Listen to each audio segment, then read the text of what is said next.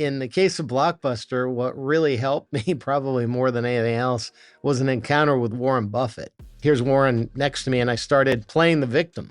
Woe was me. I joined Blockbuster. He was like, "What are you doing now, Jim?" He remembered my time at 7-Eleven, and I told him about my situation at Blockbuster, and I was making excuses, and I was like falling into that natural victim mentality. Gee, I don't know if there's anything I can do. I should probably leave. I didn't start this mess. And he looked me dead in the eye and he goes, "Would you rather be on the bench or at bat?" It's like your coach going, "Get up off the ground, dust yourself off, get back at the plate. Come on, what's the matter with you, kid?" It's exactly what I needed to hear. So for whatever reason, the universe delivered Warren Buffett, of all the people, to give me that coaching that I needed. I'm Damon Lembi, and this is the Learn It All podcast, the show for leaders who know that lifelong learning can be your ultimate advantage. And my guest today is the epitome of that. Joining me in a moment is Jim Keys. Jim grew up dirt poor, the youngest of 6 kids, and he even had a high school counselor who told him, "Don't even think about college. There's no way you can afford it." He didn't listen to any of that.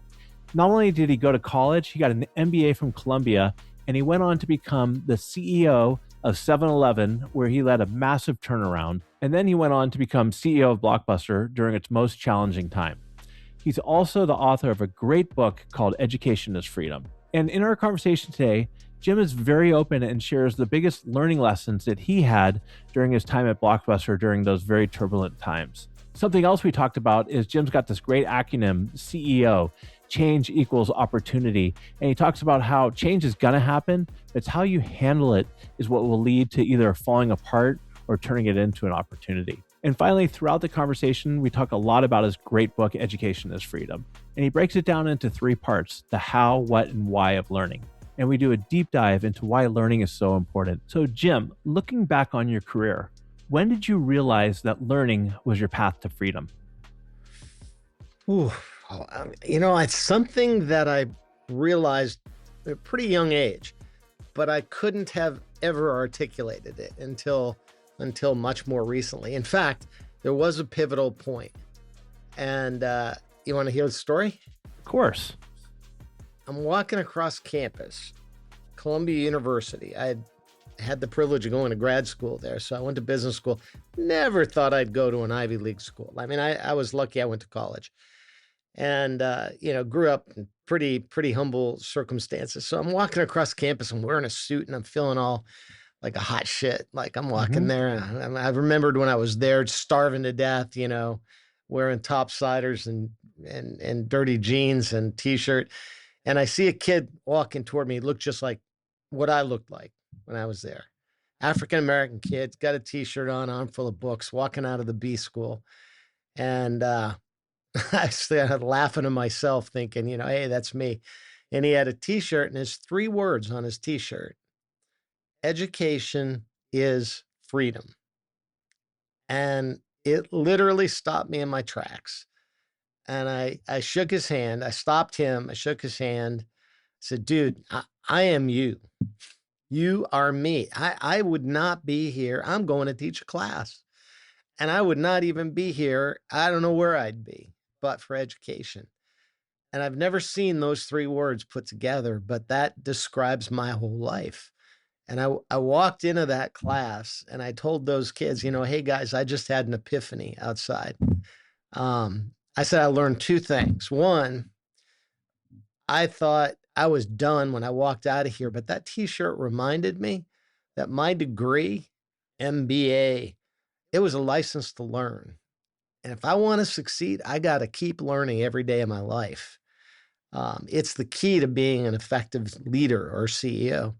And I said, the other thing I thought from that t-shirt, because I told him the story about the t-shirt, I said, the other thing I learned is I thought it was all about money. I'm in business school. What do? You work to make money and get a big fancy job and all that stuff. And I said, that t-shirt reminded me, it's not about money at all. Money's just a way of keeping score. What it's really about, it's about freedom, because I have more freedom now in my life than I ever dreamed I would have. And I can do anything, anywhere in the world with whoever I want to do it with because of my education. And that was the epiphany that I had from that t-shirt. And it ended up leading to the name of my book. Ultimately, I filed it away, and eventually I wrote a book by the same name, Education is Freedom. Do you ever wonder where that kid is now? I do. I keep wishing. I pray that someday that kid will read this book. In fact, there's a guy named Bob Smith, Robert Smith. That was a few years behind me at Columbia, and he's one of the wealthiest African American investors. He runs a PE firm, very famous guy. And I prayed. I was like, please let it be Bob Smith. That would have been awesome, right? What a great story. That would be like a movie. It would have been the perfect movie. But yeah, I would love to have this kid, wherever he is, remember that, because I did stop him and I did say, that T-shirt was a really powerful statement. And he's out there somewhere, so I hope he's watching your podcast and he gives me a call. That would be awesome. That would That would be totally make awesome. my day. And so what I hear you saying is, so it's not all about money, it's about freedom. And it Yeah, sounds like the freedom comes from confidence, yeah. from being able to do more. So talk a little bit more around when it comes to learning, how it helps you build that confidence. Yeah, I've discovered, in fact, in the course of writing the book, I tried to figure out, why is it that people aren't successful? What are the obstacles? What are the blocks? Why do companies fail? Why do people, individuals fail? Why do whole societies fail? And it comes down to one common denominator: insecurity, fear, doubt. It just creeps into everybody's mind. It's sadly, it's a very human trait, for us to have fear and doubts, and it eventually, I mean, when we were cavemen, it kept us from being eaten, by a predator, because it created a fight or flight reaction in us.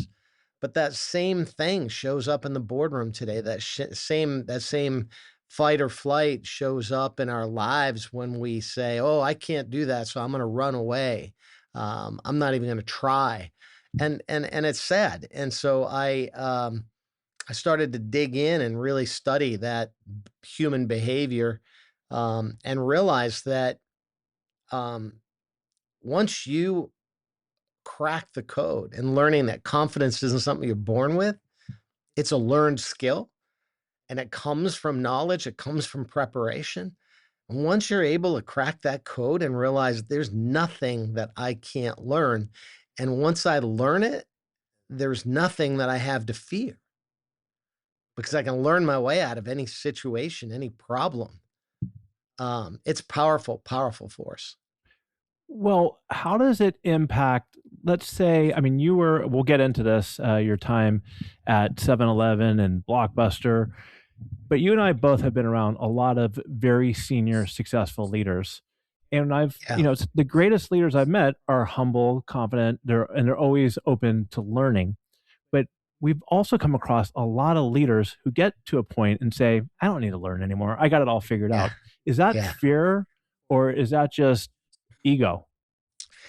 I think it's a combination of both. I, I've I've found that humility factor is such an important element of leadership.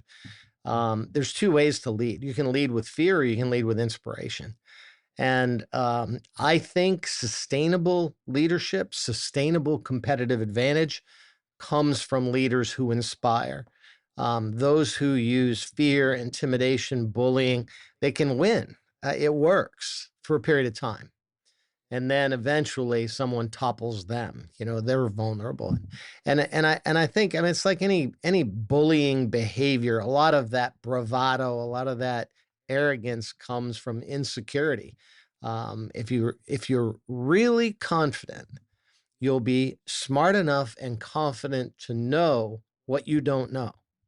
And I think that's the secret to humility, recognizing, look, I think I'm a pretty smart guy, but I have got more to learn, and I can learn from every human walking this planet. So my job is to figure out, extract from them, what do you know that I don't know, so that I can take that away and make myself even smarter and richer. That's one of the things I talk about in my book. I talk about being an extractor because you could learn something from everybody. And if you're Absolutely. curious and if you ask questions and listen, I mean, it's fantastic. Give me an example of whether it was a teacher, whether it was a mentor or a leader, or somebody who led you that inspired you and gave you the confidence to even go further than you thought you could with your career.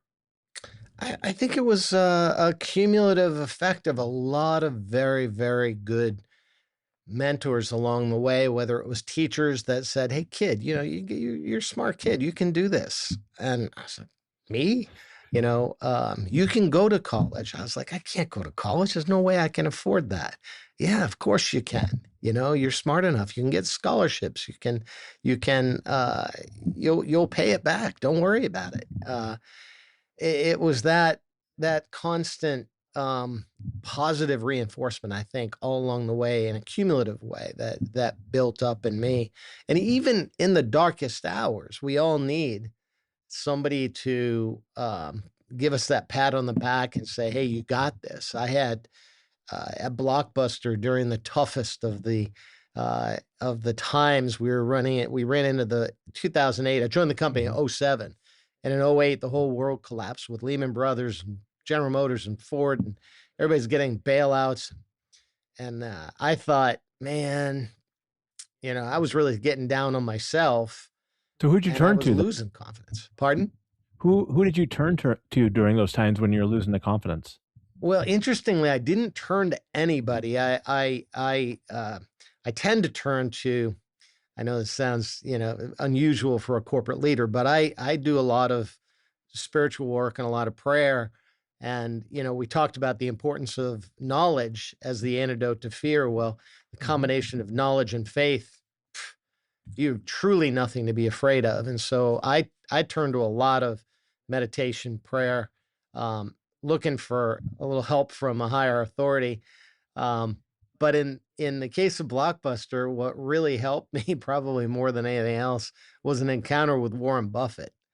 I ran into him at a function. It was actually at Bill Gates' house. He was having uh, Microsoft had this thing called a CEO Summit, and he was hosting a reception at his house. And so I'm there getting dinner, and here's Warren next to me, and I started playing the victim. Woe was me. I joined Blockbuster. He was like, "What are you doing now, Jim?" He remembered my time at 7-Eleven, and I told him about my situation at Blockbuster, and I was making excuses, and I was like falling into that natural victim mentality. Gee, I don't know if there's anything I can do. I should probably leave. I didn't start this mess. And he looked me dead in the eye and he goes, "Would you rather be on the bench or at bat? I know you're a baseball player, Damon." So I, I, I was like, What did that make you feel like when he said "On the that to you? bench." I mean, that was like The bench it from Warren was like, Buffett? Yeah. right, right. I mean, it's like your coach going, "Get up off the ground, dust yourself off, get back at the plate. Come on, what's the matter with you, kid?" And it was like that. It was like, as a baseball player, you remember what it was like when your coach would smack you on the side of the head and say, "Get back in there. You got this. Shake it off." And that's what I needed to hear. It's exactly what I needed to hear. So, for whatever reason, the universe delivered Warren Buffett, of all the people, to give me that coaching that I needed. That, look, kid, it's not personal. Get back in there, take another swing. As long as you're doing the best you can do with the best information you have at your fingertips, what more can anybody ask? And so what happened the next day? I mean, when you left that conversation at Bill Gates' house with Warren Buffett there, what which is I know ridiculous it to think sounds about. crazy, right? I mean, You it's know, ridiculous to think about, but I it's know, I know. unbelievable. So what happened next after that? I mean, what was your mindset Well, to change, or I did you do differently? yeah, I mean, I went back at it. I mean, I really was in a pivotal situation there, saying, should I leave? Should I just bail out on this? It was early enough in the financial crisis that Mhm. had I left, no big deal for me, but for the company, it would have been almost guaranteed liquidation because the wolves were circling Mhm. Blockbuster. When a company gets in a situation like that, we had $1 billion of debt. Uh, a third of it was due in '09. The debt holders knew it was inevitable that, we were going to find ourselves in a cash crunch. And so the wolves were circling with the interest in, you buy the cheap debt, you push the company into a bankruptcy, you liquidate the assets, and you make a little money on the transaction. There's more inventory that you sell all the DVDs at $5 a piece, and you make a little cash. Mhm. And I call it Bankruptcy Inc. There's a whole industry around doing just that. And I knew that. And they were preying on Blockbuster. So had I left, that would have been the inevitable outcome. It would have liquidated, everybody goes home, and Blockbuster would have been done. Instead, I stayed the course. I had 2 or 3 strategics, including Google, that I was I, talking to. I heard that story. That sounded like a phenomenal opportunity it would have been. Oh, it was so close. We were so close. And it would have been such a better solution than any of the streaming alternatives out there, because we were the aggregator. The whole plan was new releases, all the old movies, TV, movies, games, everything all in one-stop shop. Google was going to use YouTube for everything free, and a partnership with Blockbuster for everything paid. A total aggregation of content. And it would have made all of our lives so much easier today when it came to trying to find a movie. Timing, it's one of those things. But I was in there, I was negotiating, I was working the deal. And unfortunately, the news broke, and it was not true at the time, but the LA Times posted a story about Blockbuster's impending bankruptcy. We were not planning to file bankruptcy. We were doing everything we could to stay out of bankruptcy. But the fear that we may enter a restructuring caused Google to pick up the phone and tell me the deal was off until we got our financial house in order. Yeah, So I mean, you don't have to tell me, but I wonder if did you ever find out who leaked that story? Because when that story came out, I mean, it's pretty much done, right? yeah, Google's off the map for that after that. yeah. Well, I'm sure the person that leaked the story had no idea about the Google situation, but um, I don't know. You never know. I could speculate, but it happens. It's business, and this is the thing. The lessons that I learned in that Blockbuster experience were so rich, and everybody has things they can learn from the Blockbuster case study. If you just walk away and say Netflix beat Blockbuster, as the Harvard Business School case basically implied, Just a you myth. lose the richness of learnings that are there, because there's so many twists and turns. There's cash management, um, stakeholder management, investor relations, supplier communications, all this dynamic working, activist shareholders, all of these dynamics going on, cash management, because ultimately it was the decision of the studios to pull our credit terms that forced Blockbuster into a bankruptcy situation that we had not planned on having to do. Yeah, it was. I recall hearing it was 300 million that went away. I think in the like a week or two. Let me ask you Yeah, this. Let me ask you this yeah, question, because when you first left 7-Eleven to go to Blockbuster, and I want to get back to the 7-Eleven stuff. One of the sure. first decisions was around whether to keep Blockbuster public or take it private. Now, earlier you were saying, look, when it comes to making a decision, you take the best advice that you have, you have all the information, and then if you make the wrong decision, there's really nothing you could do about it. How Right, was that right. decision made? I know that you got some pushback, but did the shareholders or the board, did everybody want to go the public route, and that's why or stay the public route, or can you recall how it Yeah, ended up that way? yeah. I can recall very clearly, because there was one of those pivotal moments. I was on a road show. I was raising money for a take private transaction. I had a lot of PE support after a pretty successful run at 7-Eleven. And I ended up, one of the investors that I was pitching picked up the phone and called Carl Icahn. I ended up Hmm. 20 minutes later in Carl's office. And I mean, he was Carl's a legend, Legend. So and his advice to me, he was like, "Look, Keys, you're an operator. I'm the financial guy. Trust me, I got your back. Well, just come as a public company. You've run public companies successfully. You know how to deal with the investment community. No big deal. You got this. And I did. And he did have my back until Lehman Brothers collapsed and the whole world changed. And Carl, being a financial guy, said, look, got $1 billion of debt. You probably can't refinance it. Just file this thing. And so he kind of lost interest in the fight to try to find a strategic partner, et cetera.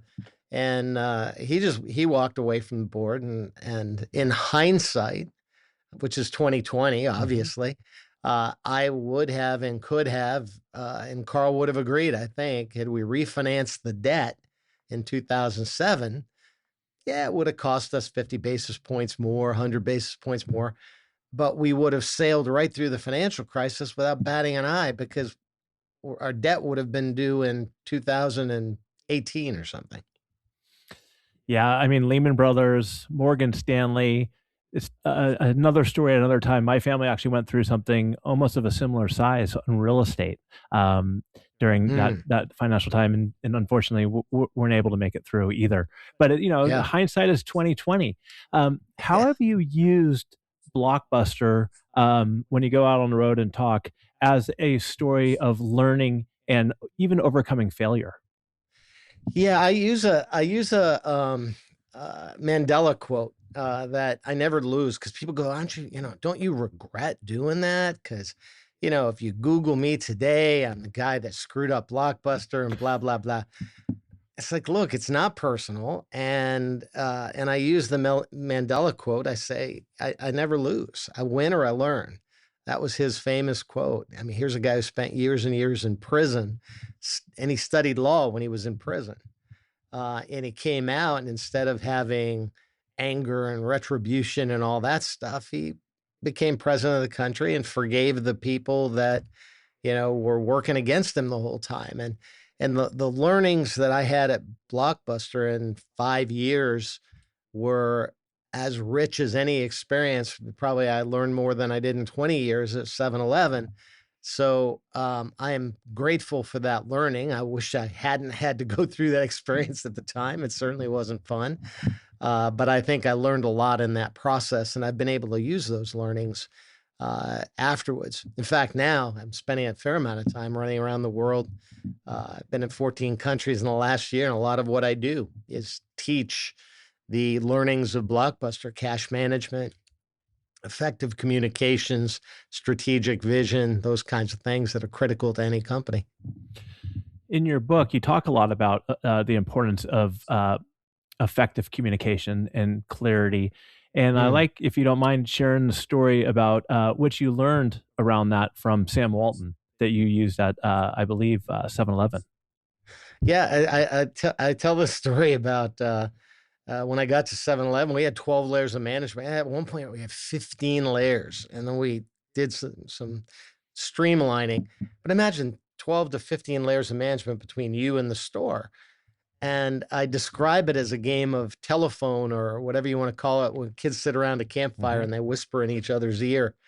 And the story comes around, and by the time it comes around back to you, the originator, it bears no resemblance to what you whispered in your friend's ear. And that's management. By the time your articulated strategy gets re-articulated, reinterpreted 15 times, you can walk into a store and somebody says, "Oh yeah, well, I'm doing this because the CEO said to do it." And you go, no, I said just the opposite. I mean, that is not the strategy. So to cure that natural problem with communication, I did take a page out of Sam Walton's playbook. He used to pull all of his field people once a week into Bentonville, Arkansas. Literally had a small air force of twin engine planes. They'd all fly into Bentonville every Saturday. The famous Walmart Saturday sales meetings went on until just a few years ago, actually. And the reason he did it is he would stand up in front of the entire organization every week and say, "Here are the priorities, folks. If you do nothing else this week, keep in mind these three things that are really important." So I used teleconferencing and then eventually video conferencing to accomplish the same thing. The ability to talk to every store every week, having hear directly from me. Here are the three priorities. Could be a product launch, could be cleanliness, pricing, whatever it was. These are the things I want this entire organization to focus on this week. It was miraculous how much that cut through the typical corporate bureaucracy and kind of got people on the same page.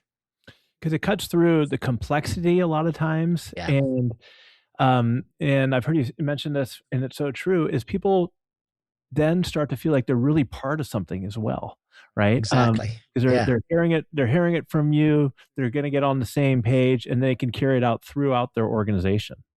exactly. Yeah, you don't just, you're not just some anonymous cog in a machine. You're the way people would describe it to me, they felt like they're really part of the team because the whole team was coming together, hearing the same message, same time, once a week. It helped a lot, I think, and just getting people pulling together, and especially in times of crisis, because it's in times of crisis. I use the same method in Blockbuster.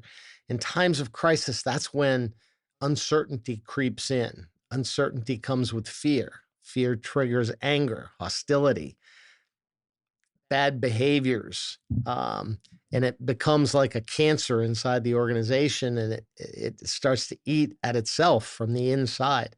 And so you can negate that fear through effective communication. There's three things I use. You may have heard me talk about change, confidence, and clarity. Change is inevitable, but the way we respond to it is completely within our control. And change, I describe CEO as the acronym change equals opportunity. It is the job of the CEO. So embracing change is critically important, but you've got to have confidence to be able to embrace that change. And then you've got to have clarity or effective communications to build the confidence within the organization to be able to eliminate that fear and have everybody respond in a positive fashion to change, even if it's something negative like a complete worldwide financial collapse. Now, the confidence part, is that something you always had, or did it start first with, say, something like curiosity that led into confidence? I think curiosity is a part. I think preparation is a big part. But here's something I didn't discover until later in life. Um, I'm a pilot and I love to fly.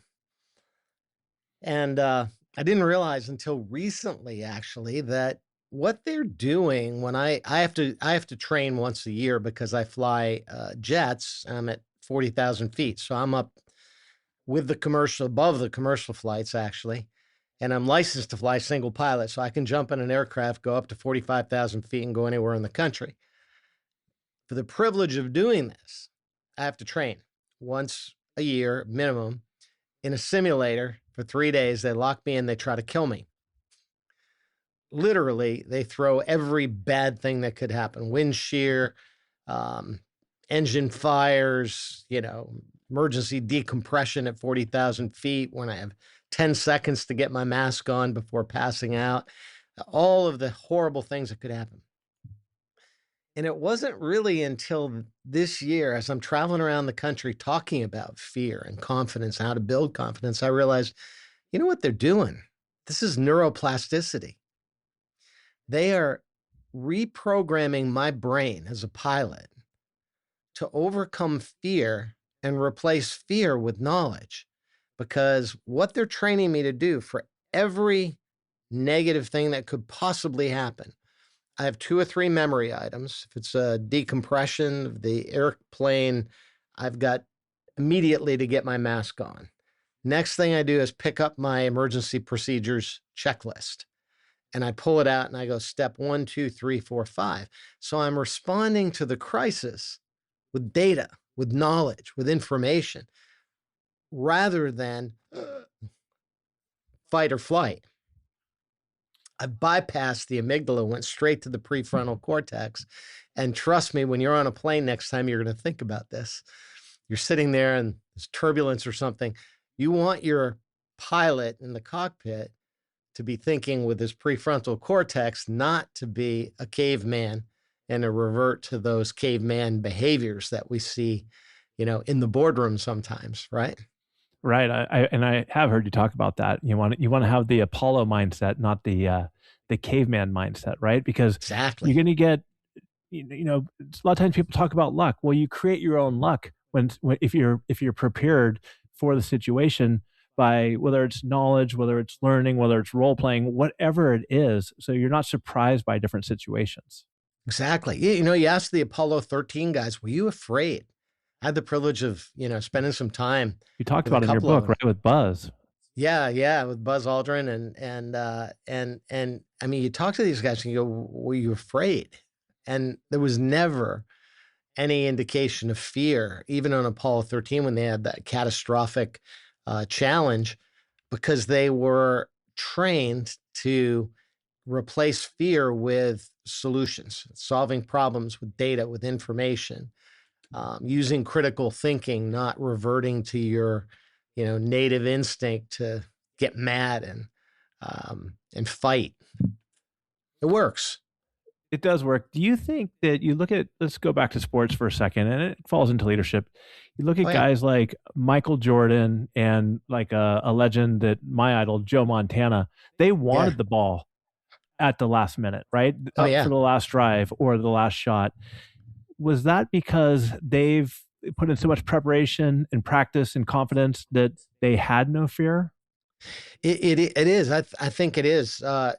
Michael Jordan has spoken many times about the importance of failure. He's like, you know how many shots I've missed, and yet when I miss a shot, I learn from every shot I miss. And then next time I'm going to make that shot. And he said, he talks about the games that he didn't sink the game winning point, but he learned from it. It's back to that you can build confidence from failure, or you can let failure defeat you. It's all in your reaction, your response to it. If you learn from that mistake, learn from that failure, the next time you have a better chance of success.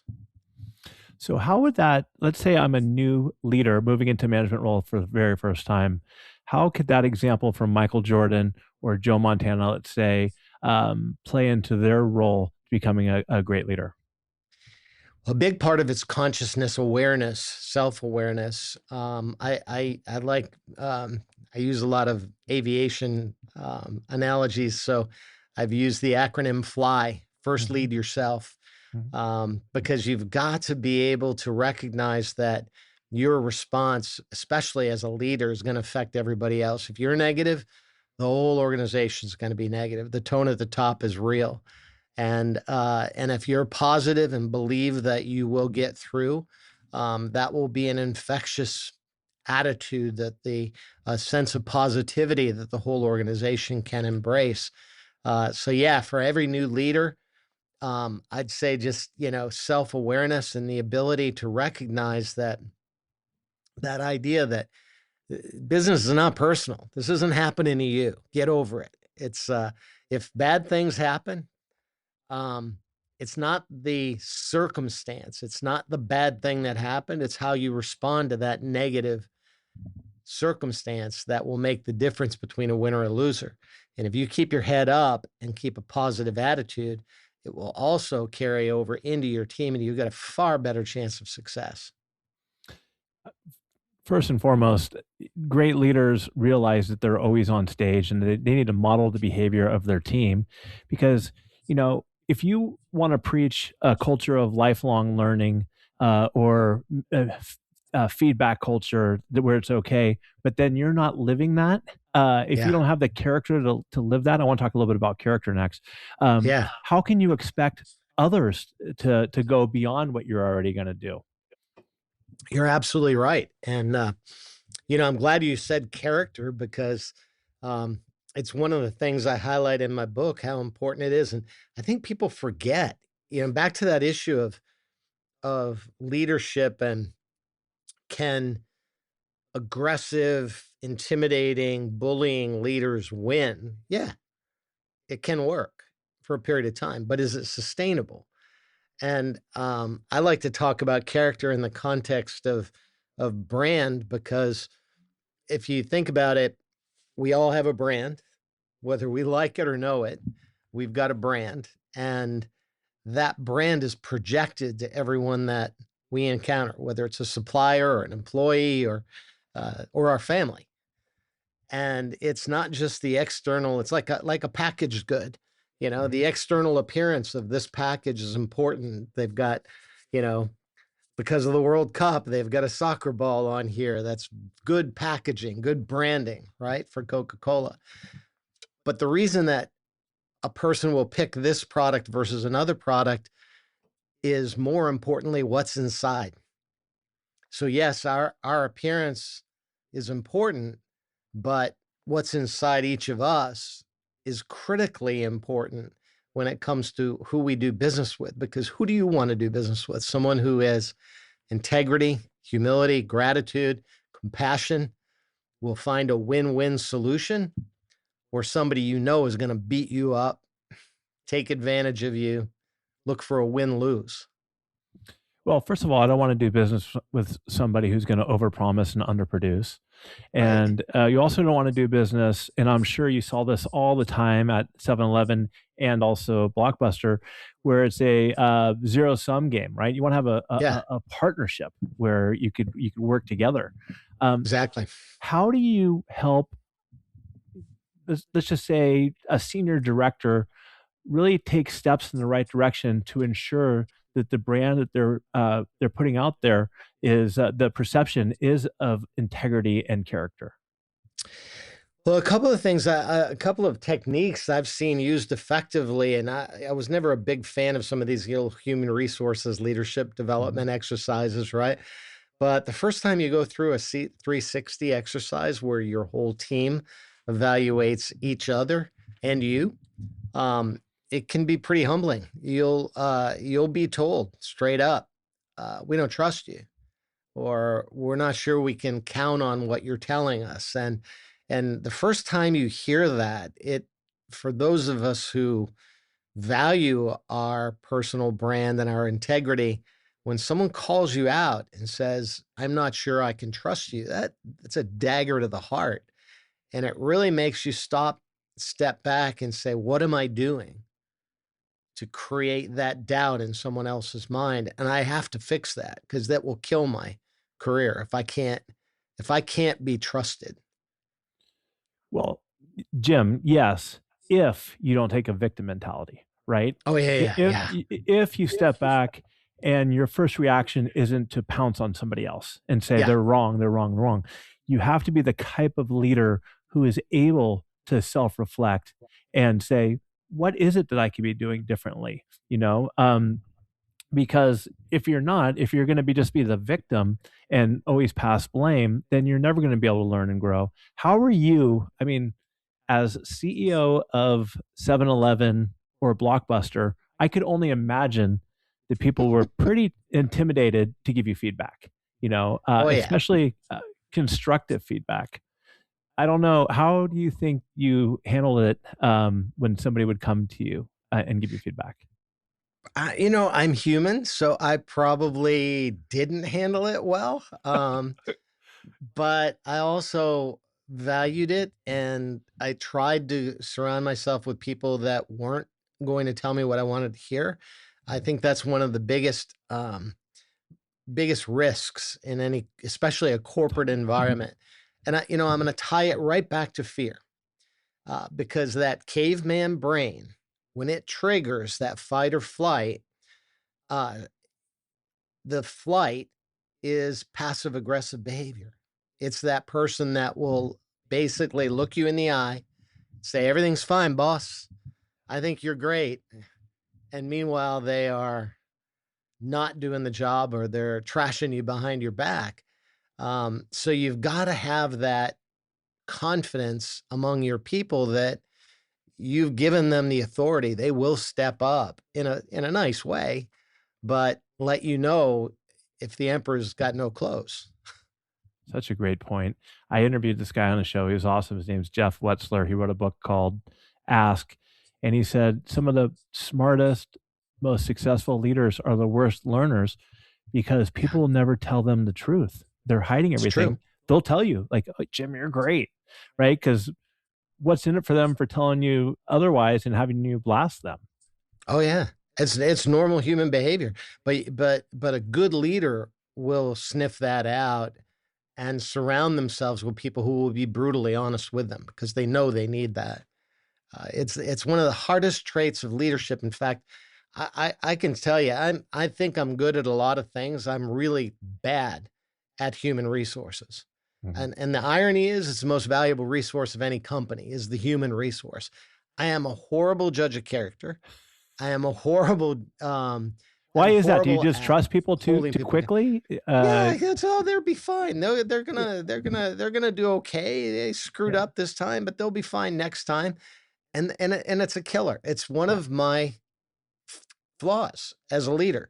So knowing that, I have to surround myself with a really strong human resources professional that will call that out and say, this guy's not cutting it, and you can't let this continue. So we I all like the need. story. I like the story that you spoke to Jack Welch is Oh somebody. yeah, Ram And Charan. Yeah. yeah, share that story, 'cause that's exactly what we're talking about here. Yeah, it is. I mean, he was Jack Welch's guru and taught at Crotonville, and he was kind of like a Yoda for corporate leaders. Um, and he met me. He didn't even have a home. The guy would like travel 365 days a year, and he met me at the Admirals Club in DFW. That was his sort of office, and it was right after I became CEO. And he sat me down. He said, I want you to write down the character traits and just describe your leadership team, your CFO, your chief operating officer, et cetera. I gave him a list and I went through it. And he sat there and he looked me dead in the eye after I went through all my team. And he goes, you've got the wrong people on your team. The wrong people are in the wrong chairs, and don't have the guts to do anything about it. That's going to cause you to fail. Now, did you know whether or not did you know that he was right, or and you just didn't want to admit it, or what did you think at that time? I respected him a lot, so I doubted him. I said, Okay. how could you possibly know that from this? But he knew the way I described it. I described my own people's weaknesses. And I also it was very clear that I wasn't going to do anything about it. I was going to ride these horses. And so he picked up on that and he called me out and he was right. And it's one of the hardest things for management. And it was a wake-up call Mhm. for me. It took me a long time to learn it. I'm just not good at people skills, at understanding, who's being straight with me, who's not being straight with me, et cetera. And that's where I began to start relying more heavily on a human resources professional, somebody else to help me really understand people's strengths and weaknesses. That's a great story. I want to make a little bit of a pivot. In your book, you have the 9 C's. I believe you call them the C-suite. Yeah. And I'm Yeah. not going to have you run through all of them because people need to go out and get the book. But some of the C's in there are curiosity, creativity, collaboration. So I want to look at those because they're skills, right? I want to Yeah. look at those and critical thinking. I don't know if I said that or not, but and we also talk a lot about fear. And what is one thing that everybody's afraid of these days? It seems is AI and AI taking jobs. Yeah. How do you think that AI is going to impact those types of skills? Critical thinking, problem solving, collaboration. Is it gonna atrophy those skills, or do you think it's gonna accelerate both in people and in organizations? Well, I think we are on the cusp of probably the biggest transformation that mankind has seen in the history of humanity. We have a choice as humans. We're either going to fear this new technology and the power of AI and resist it, push back on it, give into it, or we're going to embrace it and manage it. I think that difference will come down to how we respond to this change. Change equals opportunity thing, right? CEO, And right? so, yeah. So if we resist it, if we fear it, I think then the machine will ultimately prevail and it will get the better of us. But if we recognize that there are things that machines will not do as effectively as humans, the machine doesn't experience love. Maybe they can simulate love. The machine is based on only what it knows. It can't have, there's no such thing as faith in a decision made by machine learning. And sometimes a good decision requires a leap of faith. It requires judgment, right? To take you to that next level. So I do think that these things, I'm calling them meta skills now. And the things I characterized in the book as C-suite learnings, these are the soft skills that are unique to humans. Machine won't have character traits. A human can, and can exercise humility and compassion in a way that machine language is going to be difficult. It can emulate perhaps human behavior, but will it ever truly have character as a human will? So do you think that we need to redesign organizations to align with AI better in the future of change? I don't think we know, and that's the problem. So Yeah. here's what I'm encouraging all of us as humans to do: to recognize that for the last 50 years, depth of learning was critically important. Mhm. You wanted to learn coding, you wanted to learn to be an engineer, you wanted to learn to be something specific, a very narrow vertical was the key to success. What I believe the future of humanity will be is breadth of learning. We're almost going to get back to the ancient philosophers and the Renaissance people who could do so many things, the Da Vinci's who were artists, creatives, scientists, mathematicians, all in one, right? And it's that breadth of learning, I think, that's going to allow humans to pivot. So if I have knowledge of a wide range of things and my job gets eliminated, no big deal. Mhm. I can pivot, retrain myself in another area, and move on. And so I do think that that's more important today than ever before. It's totally counter to what the advice of many so-called experts are giving. You've got Peter Thiel, Elon Musk telling kids, just go study, coding. You'll be fine. And you may not be fine. I mean, that job may be totally eliminated in 20 years, 10 years. But if you study liberal arts and you can write and you can read and you can think, I think you may be better off in the long term. Learning, when it all comes down to it in education, I believe it's all about teaching us how to think, Exactly. which is really important. And what I hear you saying, which I really agree, you call it breadth of learning. I call it learning agility. Yeah, Getting a skill. I mean, I hopefully when you come out with a new book and it's around meta skills, right at the top should be learning agility, because yeah, sure you have these skills, but what's important sometimes it's unlearning and then relearning. Building up that muscle is what I'm out there uh, working with people to get going throughout their organization. Just learn something and build up that exactly. muscle. No, I call it learning to learn, because once Hmm. you learn how to learn, you can learn anything. I mean, today, arguably, you can learn. I can change my motorcycle on my Harley by getting on YouTube. I could never do that in the past. I would have had to take it to the shop, right? But now I just get on YouTube and learn how to do it. It's not hard. It's embarrassingly easy, right? So you Yeah. can learn how to do virtually anything today with the power of technology to assist you. But we have to have the confidence. We have to Hmm. learn how, we have to know how to learn to Hmm. be able to learn how to do anything. Yeah, you got to have the confidence, and you got to be curious, and you got to be, and you also Yeah, have to have the courage to try things. A lot of people exactly. aren't going to try things because they don't want to fail, right? But what do you have to really worry about when it comes to failing? What I like about your book as well is, and I hopefully I got this in the right order, but you talk about what to learn, how to learn, and why to learn, which I think Yeah. is really key breaking it down that way. Yeah. Can we talk about the why for a second? Because Let's this do is, it. again, kind of counterculture.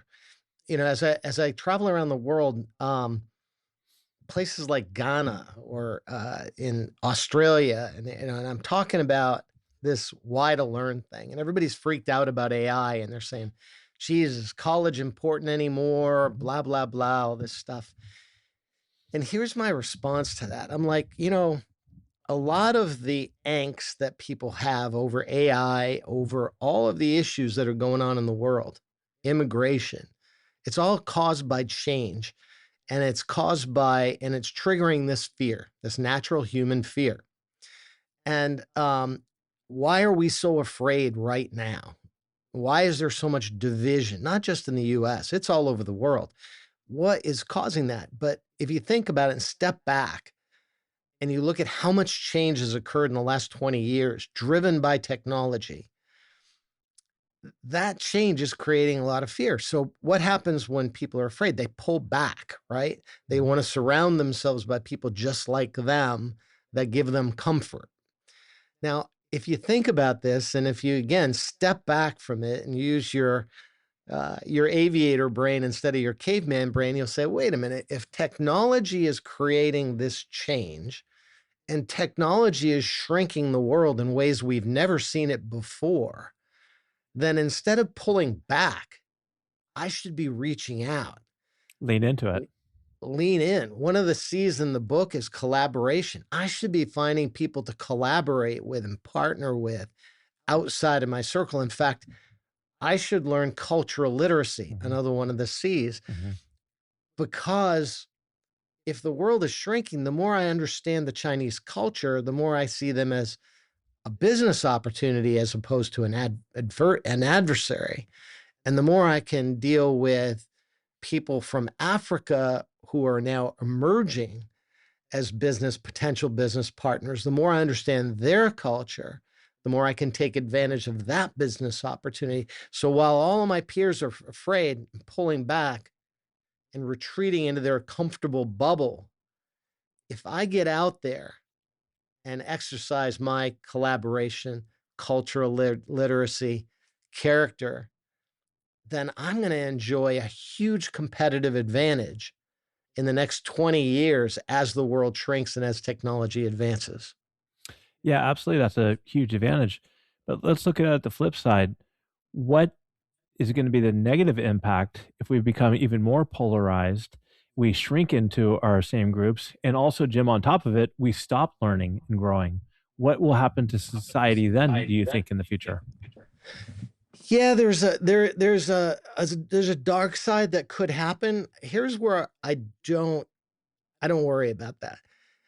I look at the young kids today, and everybody's freaked out about Gen Zs, right? It's, oh Mhm. my God. I do all these interviews Yeah. because I'm talking about education. Gen Zs are a mess. All they want to do is scroll all day, and they don't read, and they can't write in cursive anymore, and blah blah blah blah blah, right? But I think they're learning at a faster pace than we've ever seen humans learn before. They're just learning in a different way. I think they're embracing a very different mindset about how to learn and why to learn.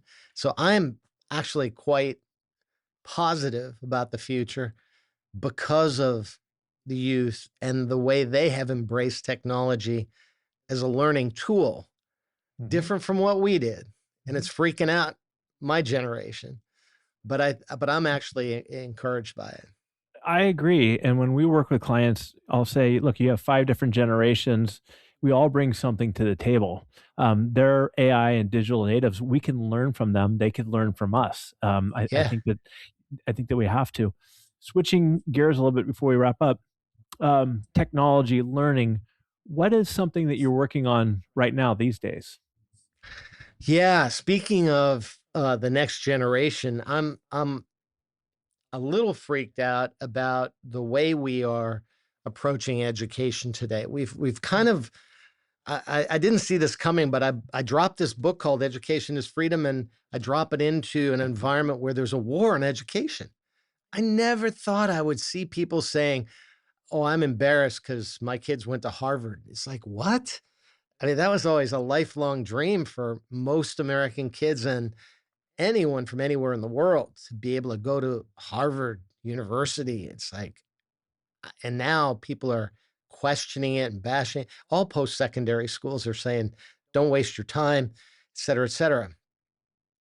I'm sitting here looking at that environment going, where does this come from?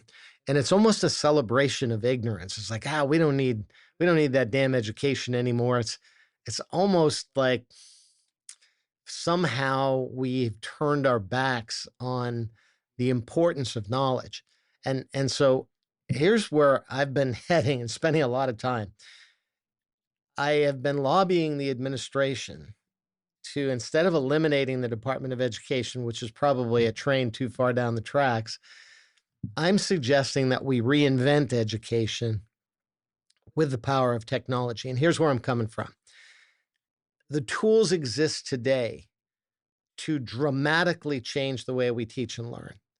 So instead of 31% of our fourth graders, this is a shocking statistic. America has 31% of its kids in the fourth grade unable to read at a fourth grade level.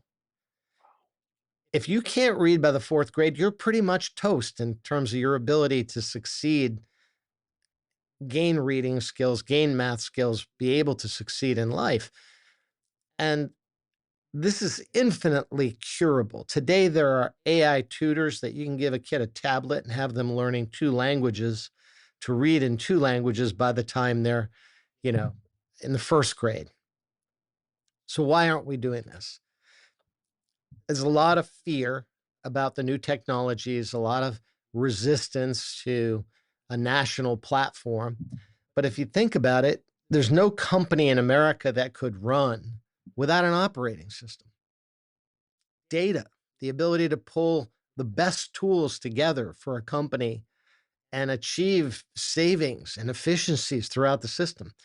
So why do we have 13,000 independent school districts, each buying its own software system, its own accounting system, its own doing paperwork still?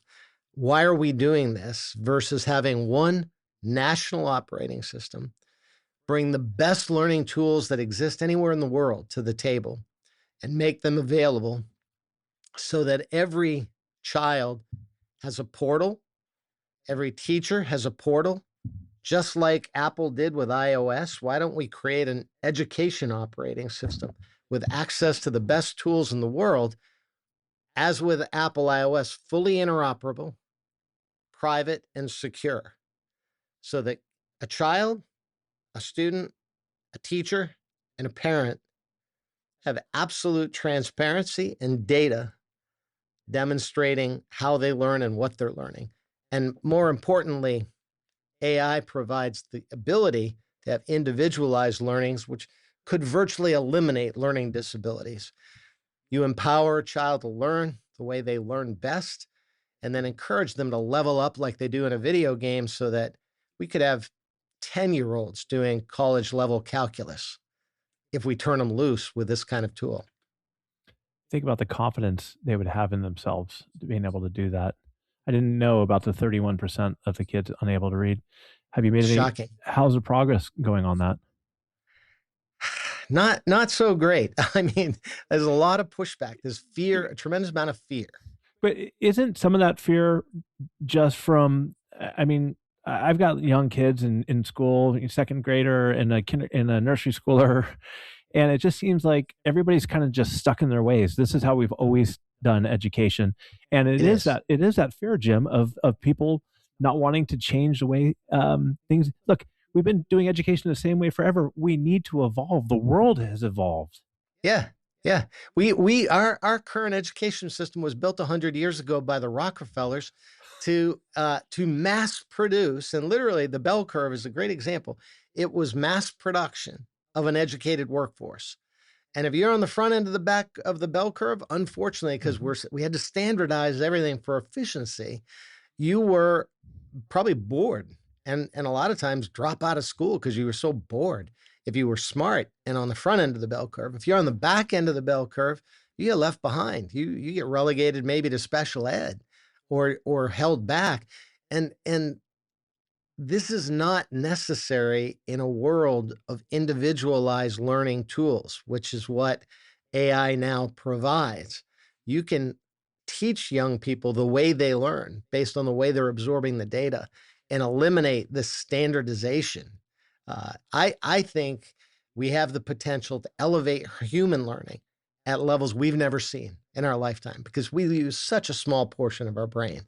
And if we turn loose the power of technology on our teaching and learning processes, I think humans can learn at rates we've never seen before.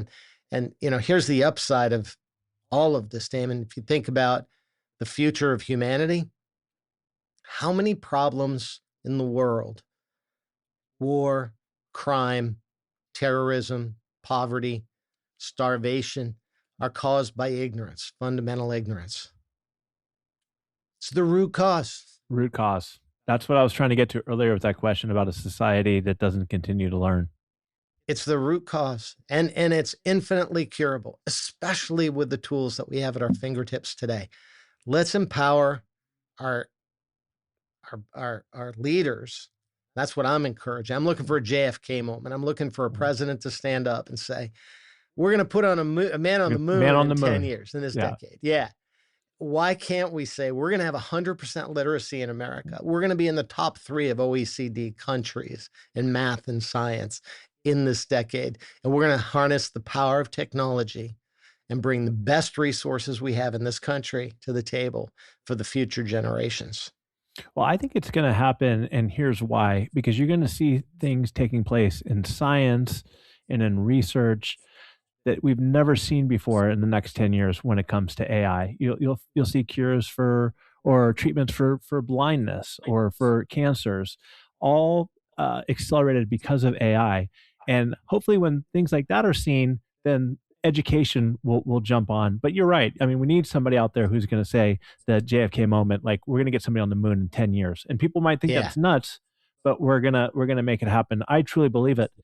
Jim, you are really hopeful for the future. And what I love about your book, Education is Freedom, is you have a great story at the end that I'm hoping you could share about the old wise man and the young boy. Sure. And I wish I knew the origin. I've heard different stories about where this started. It was either a Native American story or it may have started in Israel. I'm not sure, but there are different cultures that tell it different ways. But here's my version of it. Basically, these young boys are sitting around, and the wise old man is going to come down from the hill, and they know he comes down every day at a certain time, and they're gonna trick this wise old man. So the little boy says to his buddies, he goes, I'll tell you what I'm going to do. When he comes down from the hill, I'm going to take this butterfly and I'm going to put it in my hand. I'm going to ask him, is the butterfly alive or is it dead? And then depending on what he says, if he says it's alive, I'm going to crush that butterfly in my hand and I'm going to prove him wrong. If he says it's dead, then I'm going to let the butterfly go. I will show that wise old man one way or another that he's wrong. He's not that smart. And the wise old man comes down from the hill and the young boy goes up to him and he said, "Oh man," he said, "I've got this butterfly right here in my hand." And he said, "You're so wise. Tell me, is this butterfly alive or is it dead?" And the wise old man looked at him and said, "Son, that decision is in your hands. I can't tell you if the butterfly is alive or dead, but the future is in your hands. That decision is in your hands." And of course, the little boy let the butterfly go, and the old man proved his wisdom. And his message to the young man was that wisdom ultimately and your future is in your hands, which I copied the spirit of that in the subtitle of my book, Education is Freedom, but the future is in your hands. Comes down to each of us individually. It does. It comes down to each of us individually and as organizations, and the power of learning. You've seen it in your career, incredible success. It's been game changer for me. And Jim, it's been amazing to have you today. I have so many, I could talk to you for hours about this stuff. It's been great. This is fun. We'll do it again. We have to do it again. I mean, if you ever come out here to the Bay Area or Texas, we know we'll figure it out. Where can our audience connect with you at? I am out there on Instagram and TikTok at J Keys, first initial, last name, author.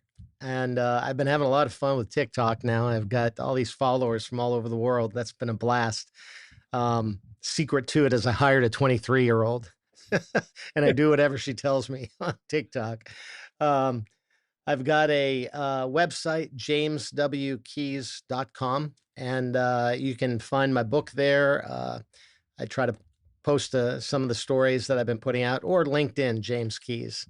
I look forward to being able to interact with some of your viewers, and also look forward to doing this again. Yeah, I look forward to it as well.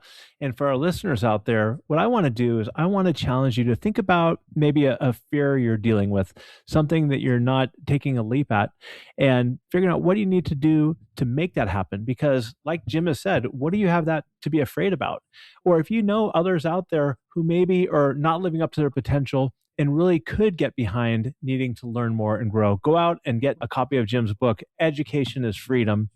Jim, awesome conversation. Like I told you off the air, this is literally right in our strike zone, and you hit a grand slam. So thank you. Thanks.